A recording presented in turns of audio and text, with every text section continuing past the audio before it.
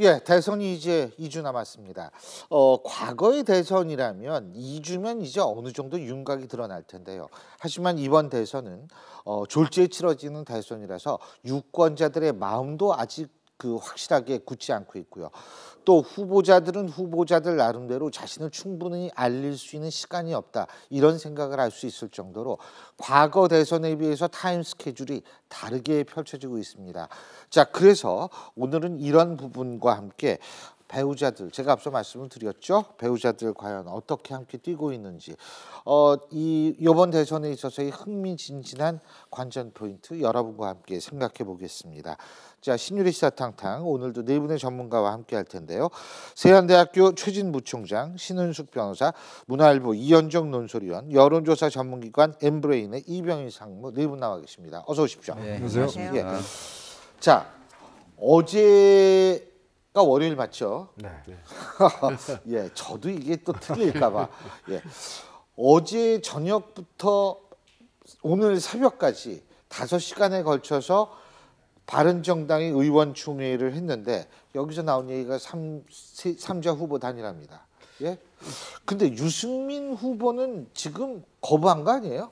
일단 이제 거부했더라면 뭐 예. 3자 예를 들어서 그 교섭을 추진한다는까지는 예. 안 나갔겠죠. 아마 본인 입장에서 보면 당의 요구를 좀 거절할 수는 없었던 것 같습니다. 아하. 일단 본인은 뭐 완주한다는 의지는 강하지만 예. 일단 당에서는 현실적으로 지금 보면 국회의원들 33명의 지금 운명이 걸려 있는 거 아니겠습니까? 그렇죠. 그런 측면을 볼 때는 아마 유승민 후보도 좀 타협책을 썼지 않는가. 나는 가지만 일단 당에서도 그걸 한번 추진해 봐라. 아마 그런 쪽으로 좀 양해를 해준 거 아닌가 생각이 듭니다. 결국 바른정당은 유승민 후보를 주저앉히기 위한 전 단계로서 3자 후보 단일화를 제안했다라는 분석도 있는 거 아니에요? 그렇습니다. 일단 지금 뭐 예. 현재로 보면 바른정당 입장에서 보면 일단 당의 존속을 일단 지금 걱정해야 되는 그런 상황이거든요. 예. 그렇다면 의원들 입장에서 본다면 현재 상황으로는 도저히 불가능하기 때문에 뭔가 예. 연대를 하든지 예. 그다음에 후보 단일을 하든지 예. 뭐 이런 식의 어떤 수를 써야 된다 이런 게 아마 강한 것 같습니다. 근데 예. 참 뭐 DJP라든지 뭐 노무현 정몽준 단일화 논의가 있었지만 이런 단일화는 처음 봅니다. 예. 무슨 후보가 반대하고 다른 중진들이 추진하는 이런 단일화론이 어디가 있습니까? 거기다가 원래 단일화 논의라는 것은 물밑에서 조용하게 하다가 예. 어느 정도 가시화되면 오픈하는 겁니다. 그런데 지금 이런 이상한 상황이 벌어지고 있는데 그러니까 그 얘기가 아마, 나오는 거죠. 예. 유승민 후보 앉히기 근데 위해서. 아마 바른정당 의원들이 그걸 제일 걱정하는 것 같아요. 이를테면 문재인 후보가 집권을 하고 홍준표 의원이 15% 이상 얻어서 제1야당이 되면 바른정당은 여당도 바로 아니고 그거죠. 바로 그거죠. 야당도 아니고 예. 요당, 중간에 낀 요상한 정당으로 되버릴 수 있기 요당? 때문에 예. 아마 그런 두려움이 아마 저는 나오는데, 그러니까 어떻게 보면 끝까지 가서 장렬하게 사안화하느냐 아니면 도중에 단일화해서 백기투항하느냐, 사실상 이런 양자택일, 아주 그거죠. 안 좋은 예. 두 가지 선택 중에 어떤 게 덜 안 좋은 걸 선택해야 되냐, 이런 상황인 거죠. 그렇죠. 간단히 얘기하면 바른정당 입장에서 볼 때 돈은 돈대로 쓰고, 예? 결국 후보의 지지로 오르지 않고, 이게 이제 최악의 상황이거든요. 그러니까 이제 그런 거를 돌파하기 위해서 지금 나온 것 같은데, 사실 홍준표 후보도 굉장히 부정적 아니에요? 어떻게 보세요? 1 더하기 만일 단일화가 된다고 가정을 했을 때 1 더하기 1 더하기 1이 3이 될까요? 지금 그게 이제 양자 대결을 가정한 여론조사인데요. 예. 현재 3자 단일화를 해서 예. 문재인 후보랑 안철수 후보가 양자 구도를 간다면 거의 박빙의 승부를 벌이는 건 맞는데요. 예. 그건 이제 가상일 뿐이고 예. 실제 현실에서 그게 1 더하기 1 더하기 1이 3이 될지는 아하. 봐야 되는 거고요. 예. 거기에는 또 이제 안철수 후보 입장에서도 그렇게 바로 그걸 하지 못하는 이유는 본인의 이제 정체성이나 이제 이런 부분에 있어서 맞지 않는다라는 그런 것들이 반영이 된 거라고 자기가 보여집니다. 안 하겠다고 그랬습니다. 그렇죠. 근데 현재 예. 문재인 후보 자체가 사실 지지율이 40%를 넘어서 50%, 60%를 넘은 상태가 아니지 않습니까? 그럼 1 더하기 1 더하기 1이 3이 아니라 2만 된다라도 문재인 후보한테 상당히 위협적인 지지를 갖게 되거든요. 예. 그러니까 충분히 이 세 당이 연대를 하든 후보를 단일화하든 예. 이거는 논의 자체로 문재인 후보한테 위협이 되기 때문에 논의 자체는 활발히 앞으로도 이루어질 거라고 봅니다. 예. 그러니까 1 더하기 1 더하기 1은 3이 아니라 2만 돼도 괜찮다라는 건데, 자칫하면 1이 될 수도 있고 그 이하로 내려갈 수도 있거든요. 왜냐하면요, 일단 어느 후보가 연대를 하게 되면은 일종의 예. 그 연대에 따른 어떤 정치공학적인 시너지가 발생을 합니다. 예. 그러나 동시에 너희들이 그럼 문재인 떨어뜨리기 위해서 말이야 너희들끼리 뭉치자라는 반발 심리가 작용해서 역시너지가 발행이 되거든요. 예. 지금처럼 완전히 색깔이 다른데다가 예. 각 후보진들 반대하고 있는 상태에서 예.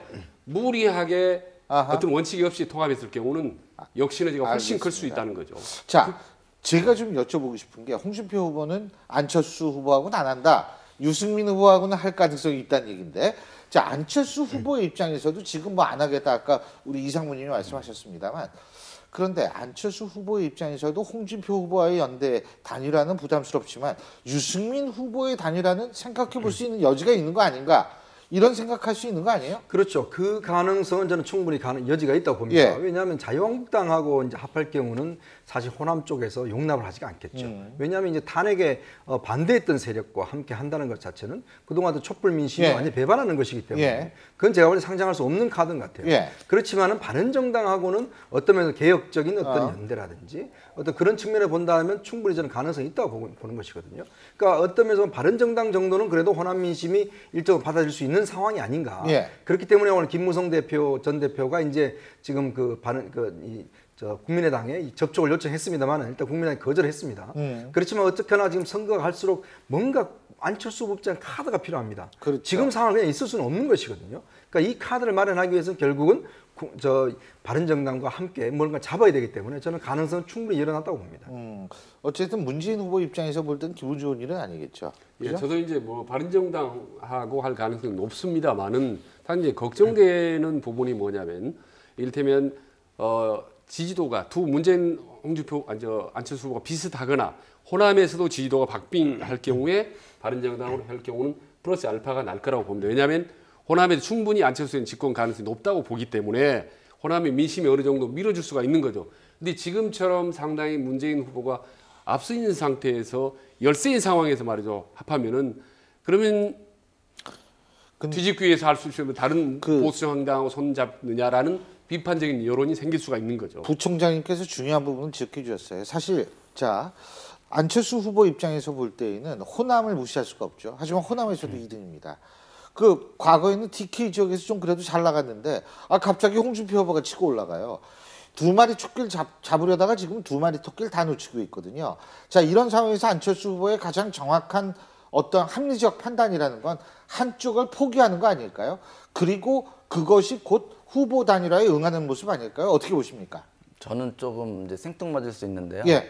안철수 후보가 지금 후보 등록 시점에 예. 지지율이 급작스럽게 오른 거는 본인 개인에 대한 지지보다는 반문재인 정서를 그렇죠. 정의해본 게 크거든요. 예. 그렇기 때문에 안철수 후보는 그냥 본인의 길을 계속 가면 그 표가 계속적으로 올 거라고 저는 보여집니다. 근데 이게 본인의 이제 지지율이 오르다 보니까 이제 중도와 보수 간에 우왕좌왕하는 모습이 있는데 저는 지금에 있어서 이제 단일화라고 하는 측면이 하나의 계기가 될 수 있지만 본인의 가던 길을 계속 가면 예. 보수 지지자들이 막판에 전략적인 선택을 할 수 있다. 저는 이제 그렇게 보여지기 때문에 안철수 후보 입장에서는 지금 단일화라고 하는 것도 좀 외면하고 있는 이유는 본인이 그동안 오락가락하면서 좀 까먹은 표를 회복하는 길은 다시 내 길을 가는 것이다라고 이제 생각을 했다고 보여집니다. 그러니까 TV 토론 이후에 네거티브나 일절 하지 않겠다라고 하는 거, 정책적인 콘텐츠를 가지고 승부하겠다라고 하는 거는 좀 그런 측면에서 하지 않았나 좀 보여집니다. 저도 드릴 말씀이 예. 맞습니다. 자, 어쨌든 지금 이 대선 상황이 어떻게 돌아갈지는 정말 낙관할 수 없는 그런 상황이라고 볼 수 있는데요.